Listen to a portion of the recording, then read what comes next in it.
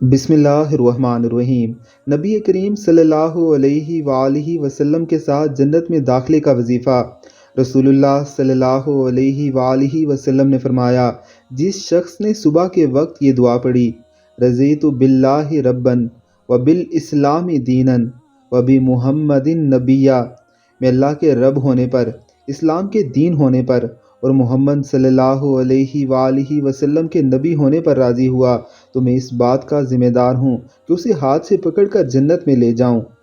اس دعائے مبارکہ کو یاد کر لیجئے اور صبح و شام بلکہ ہر نماز کے ساتھ ہی پڑھ لیجئے، اور اگر یہ ممکن نہ ہو تو صبح کے وقت تو ضرور پڑھیے۔